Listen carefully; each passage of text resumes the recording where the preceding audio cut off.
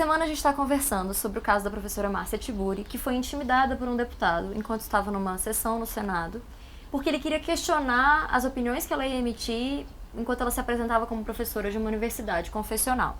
Eu nem queria perguntar, Débora, sobre a liberdade de consciência dela e de expressão para dizer o que ela quer. Eu queria inverter um pouquinho a pergunta.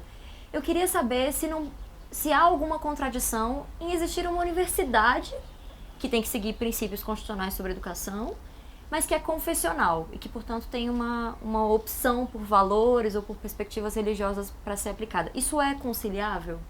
Tanto é conciliável que o reitor da Universidade Mackenzie, onde a professora Tiburi ensina, deu um show de democracia durante a audiência. Ele manda um documento e diz: somos uma universidade confessional, temos uma posição sobre a matéria em discussão, no entanto, reconhecemos a soberania da liberdade de cátedra da professora. Uma universidade confessional no Brasil, em particular essas confessionais que recebem dinheiro público, elas têm que respeitar não só os princípios da separação entre Estado e religiões, mas como aquilo que tem que ser ensinado dentro da educação. Então, discussões, por exemplo, sobre a origem da vida em cursos de biologia.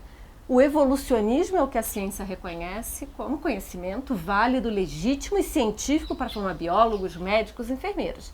Se a universidade quer ainda ensinar perspectivas criacionistas, por exemplo, ela o agregue como uma escolha opcional das estudantes, mas jamais uma substituição entre os dois. Então você está dizendo que as universidades confessionais ou que escolas que tenham uma base religiosa podem acrescentar alguma coisa de acordo com o credo, com a confissão, mas não podem retirar, por exemplo, discussões científicas. Exatamente. E acrescentar, eu diria ainda mais, a caráter facultativo, porque nós precisamos de médicos que saibam fazer um aborto, em caso de um aborto retido.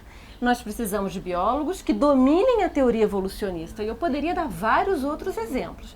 Se além disso eles tenham outras formas de conhecimento, é agregar valores, princípios e outras formas de pensar. Mas a ciência, ela tem um padrão do que é reconhecido como legítimo. E que tem que ser discutido constantemente por esses espaços educacionais.